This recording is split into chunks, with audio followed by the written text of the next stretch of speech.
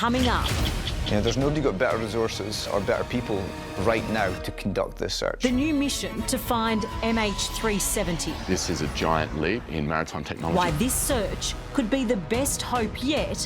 What if they find it? It'll be a huge day. There's no doubt about that. To solve aviation's greatest mystery. There will be tears. To bring closure to all those people, I think it's a great thing. That's next on 60 Minutes. In a few days, another grim anniversary for the families of the 239 passengers and crew who were aboard Malaysia Airlines flight MH370. On Saturday, it will be 11 years since the Boeing 777 disappeared, somewhere in the vast expanse of the Indian Ocean. But tonight, there is renewed cause for hope for some long-awaited answers. Another search for the aircraft is currently underway. But unlike the previous two failed searches, this one is using much more advanced technology to map a comprehensive picture of the ocean floor. So will it be third time lucky in the attempts to solve one of the greatest aviation mysteries of all time? It's a mission of mercy. Deep sea exploration company Ocean Infinity is carrying the hopes of the families of 239 passengers and crew as one of their ships once again sets off into the southern Indian Ocean. It's our greatest chance yet to find Malaysia Airlines flight MH370. For someone like yourself to solve such a mystery, what would it be like, do you think? There would be tears. It's one of the biggest aviation mysteries, isn't it? If not the biggest. To bring closure to all those people, I think it's a great thing. After 20 years in the maritime business, the importance of finding the Boeing 777 is certainly not lost on Craig Wallace from Deep Sea Vision. The electrical engineer worked on the navigation technology being used in the renewed search. They are the best placed in the world just now to do this search. There's nobody got better resources or better people right now to conduct this search. And it's the best chance of success is with them. The latest expedition, around 1,500 kilometres off the West Australian coast, relies on these underwater drones. They sink 6 kilometres down and scan the sea floor for up to 100 hours at a time. The drones are controlled remotely, and when seabed anomalies are found, the machine is redeployed to capture sonar images like these. The first thing is trepidation, because you see a potential target and you'll see so many targets that you'll be let down over and over and over again. You get quite emotional. And it won't be until people get those camera images that we actually believe they found the wreckage. Once you've confirmed it's the wreckage, we then need to map out the debris field. And that'll be done in several stages. It's sophisticated technology former Australian naval officer Peter Waring wishes was around 11 years ago, when he was on the front line of the initial search after the plane went missing.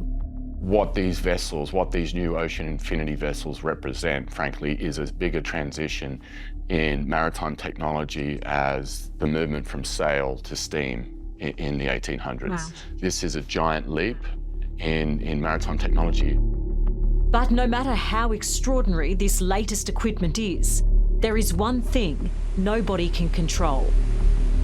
Make no mistakes, the Indian Ocean that they're working in is among the worst in the world. They've recorded wave heights of 20 metres, so 60 feet. It's extreme conditions, and there will be a lot of times where they simply cannot launch or recover the vehicle. There's absolutely no shelter out there, and there's nowhere to hide. You're 6 or 7 days away from the nearest port, which is Perth. These are dangerous conditions. If something goes wrong, it will turn catastrophic very, very quickly. The search plans to scour 15,000 square kilometres of ocean floor, based on data collected by a number of independent researchers over the past decade. But bosses at Ocean Infinity remain circumspect. They haven't explained why they picked this new search zone. close to an area that's already been examined. For a mystery that's troubled the world for so long, do you think a little bit more transparency is needed? Yeah, I do. And I'd like to have seen all of the data that they're using to base this new search on should have been published. It should have been, I suspect to some degree it's been peer reviewed, but it hasn't been openly peer reviewed. I think that's the level of transparency that we really should have had here. Ocean Infinity is taking a huge gamble out here in the middle of nowhere.